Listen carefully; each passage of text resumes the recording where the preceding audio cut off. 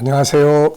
김성길 목사와 함께하는 예수님 이야기, 이 시간에 제4단원의 405회가 되겠습니다. 이 시간 나눌 말씀의 주제는 말씀을 이루는 사람, 말씀을 이루는 사람이 되겠습니다. 본문은 마태복음 11장 7절로 10절입니다. 읽어보죠. 그들이 떠남에 예수께서 무리에게 요한에 대하여 말씀하시되 너희가 무엇을 보려고 광야에 나갔더냐? 바람에 흔들리는 갈대냐? 그러면 너희가 무엇을 보려고 나갔더냐? 부드러운 옷 입은 사람이냐? 부드러운 옷을 입은 사람들은 왕궁에 있느니라. 그러면 너희가 어찌하여 나갔더냐? 선지자를 보기 위함이었더냐? 옳다. 내가 너희에게 이르노니 선지자보다 더 나은 자니라. 기록된 바 보라 내가 내 사자를 내 앞에 보내노니 그가 내 길을 내 앞에 준비하리라 하신 것이 이 사람에 대한 말씀이니라. 아멘. 예수님은 세례 요한의 그 회의적인 반응에 대해서 이렇게 지적하지 않으시고 오히려 세례 요한이 가지고 있었던 그 사람만의 그 특징, 좋은 장점 이런 것들을 이제 쭉 말씀해 주셨습니다. 그냥 세례 요한 좋은 사람이야 이게 아니고 이 사람이 가지고 있는 그 역할에 대한 가치를 잘 찾아내셔서 말씀해 주신 거죠. 우리가 참 이런 자세가 인간관계에서 진짜 중요한 것 같아요. 상대방이 지금 나에 대해서 불편한 이야기를 했잖아요. 오실 분이 당신입니까? 아니면 다른 사람 기다려야 됩니까? 그런데 예수님은 그러한 세례 요한의 가치를 찾아내는 거죠. 이 사람이 이런 사람이야. 네. 이 사람은 이런 사람이야 하고 그 가치를 찾아내서 그걸 인정해주고 칭찬해주는 거죠. 자, 여기서도 그게 아주 잘 나타나는 말씀이 바로 10절입니다. 기록된 바 보라 내가 내 사자를 내 앞서 보내노니 그가 내 길을 내 앞에 준비하리라 하신 것이 이 사람에 대한 말씀이니라. 자, 예수님은 이 세례 요한이 성경에 예언된 그 선지자다. 이 이야기를 지금 해주시는 거예요. 그러니까 대단한 거죠. 그냥 우연히 어쩌다 나타난 사람이 아니라 하나님이 미리 예언하신 그 말씀의 주인공이 바로 이 사람이다. 이거는 세례 요한의 숨겨진 가치를 찾아내서 그 사람을 높여주는 거예요.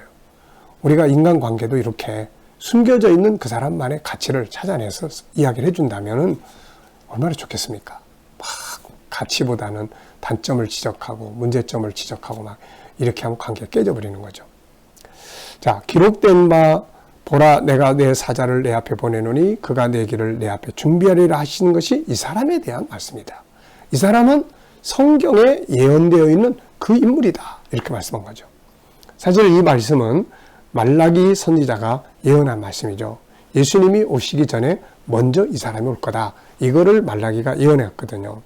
그래서 말라기 3장 1절을 보면은 만군의 여호와가 이르노라 보라 내가 내 사자를 보내리니 그가 내 앞에서 길을 준비할 것이요 또 너희가 구하는 바 주가 갑자기 그의 성전에 임하시리니 곧 너희가 사모하는 바 언약의 사자가 임하실 것이라. 신천지의 이만희라는 사람은 이 사자를 자기라고 이야기를 합니다. 그래서 성경을 왜곡시켜버리고 있는 거죠. 참 안타까운 이야기입니다. 그다 잘못된 이야기들이잖아요. 자, 예수님은 세례 요한이 비록 자기에 대해서 회의에 찬 질문을 보내왔지만 주님은 그걸 탓하시지 않고 세례 요한의 가치를 찾아서 말씀해 주셨는데 그 가치가 뭐예요? 말씀을 이루는 인물이다. 이걸 이야기를 하신 거예요. 주님은 세례 요한이 말라기 선지자가 예언했던 바로 그 예언을 이룬 사람이라고 말씀해 주신 겁니다. 자, 오늘 이 시간에는 이 속에서 우리가 아주 두 가지의 중요한 것을 우리가 좀 생각을 해보려고 합니다. 자, 하나는 하나님의 말씀의 가치에 대해서 이야기를 좀 하려고 해요. 성경은 사람의 말이 아니고 하나님의 말씀입니다. 하나님의 말씀이에요. 그래서 이 하나님의 말씀이기 때문에 성경이 중요한 거예요. 사람의 말은 이야기 많이 해놔도 실천 안 되는 경우가 많잖아요. 근데 하나님의 말씀은 반드시 그대로 이루어지잖아요. 하나님의 말씀은 정말 귀한 선물입니다. 미국의 16대 대통령이었던 에브라함 링컨은 성경에 대해서 이렇게 이야기를 했죠. 하나님 인간에게 주신 최고의 선물은 바로 성경이다. 사실 그의 인생을 만들어준 것은 세상 교육이 아니라 바로 성경 말씀이었습니다. 그렇다면 성경이 왜 위대한 말씀일까요? 세 가지의 특징을 가지고 있습니다. 첫째는 진실성입니다.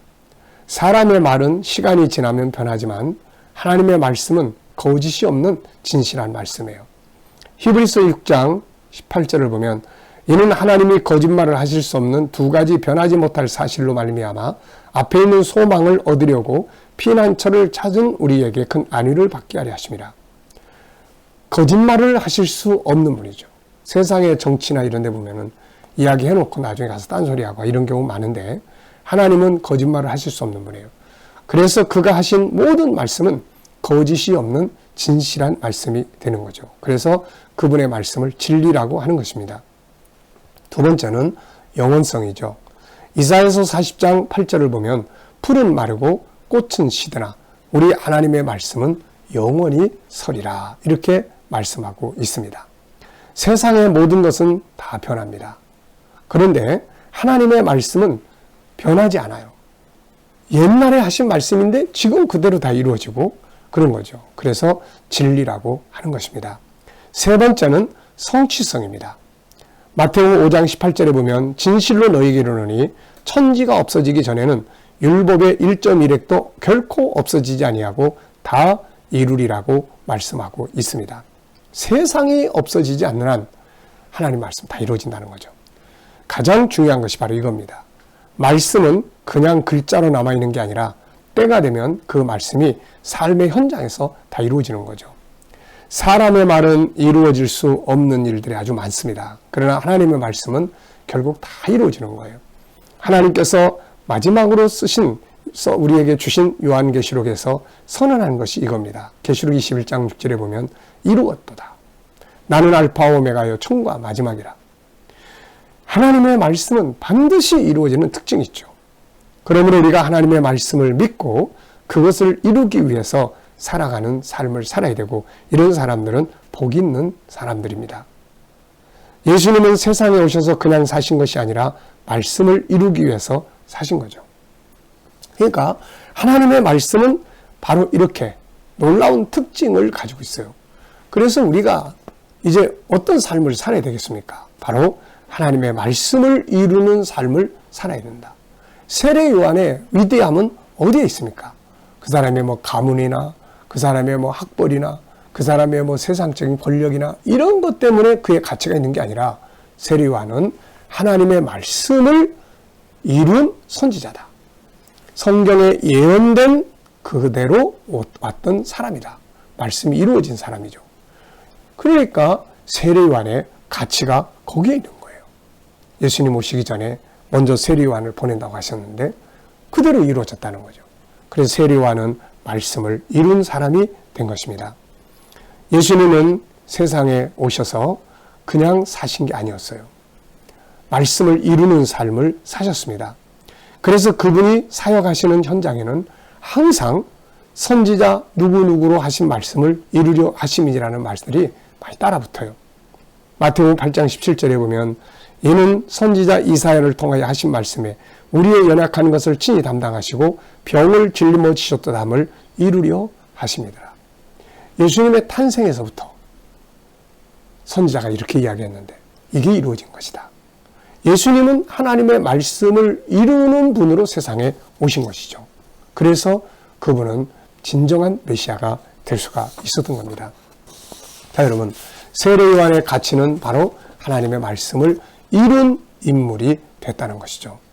오늘 우리들의 삶에도 바로 이렇게 살아야 합니다. 그냥 우리의 기분대로 사는 것이 아니라 말씀을 이루는 삶을 살아야 하는 거죠. 이것이 바로 성공적인 삶입니다. 먼저는 성경을 읽으면서 그 속에 어떤 말씀들이 들어있는 줄을 알아야 되고 그 다음에는 성경에 이런 말씀이 있는데 이 말씀을 이루는 삶을 살아야 되겠다. 창세기 12장 1절로 3절이 어느 날 저에게 다가왔어요. 모든 족속이 너를 통해서 복을 받으리라. 그게 너무 좋았어요. 그래서 이 말씀을 이루기 위한 인생을 살아야 되겠다. 그래서 선교의 꿈, 그래서 교회를 세우게 됐고 오늘까지 왔습니다. 여러분, 성경 속에 들어있는 하나님의 말씀을 이루기 위해서 인생의 목표를 세우고 비전을 세운다면 그 말씀이 이루어지는 거 아닙니까? 그게 얼마나 놀라운 성공이에요. 또 우리가 어떤 일들을 할 때, 어떤 상황을 처리할 때, 문제 앞에 부딪혔을 때도 항상 이럴 때 사용할 말씀은 뭐지? 이럴 때 내가 기억하고 이럴 때 내가 지켜야 될 말씀은 뭐지? 이거를 생각을 해서 성경 속에 있는 말씀을 꺼내가지고 우리의 삶에서 부딪힌 문제들을 대처해 나가는 때 이 말씀이 삶의 변화를 만들어주고 승리를 가져오게 되는 것입니다. 하나님의 말씀을 이루는 인생, 그 말씀을 기반으로 해서 문제를 해결해 나가려고 할 때 하나님 말씀은 절대로 실패하지 않는 거죠. 베드로가 예수님께서 고기 한 마리 못 잡았던 베드로에게 오셔서 깊은 데 가서 그물 내려라 그랬더니 베드로가 선생님, 제가 밤이 새도록 그물을 내렸지만 한 마리도 못 잡았지만 선생님의 말씀에 의지해서 그물을 내려보겠습니다. 이렇게 하고 가서 그물을 탁 내렸더니 여태까지 고기잡이 하면서 경험하지 못했던 기적을 경험하잖아요. 여러분, 하나님의 말씀은 위대한 말씀이에요. 전능자의 말씀이니까요.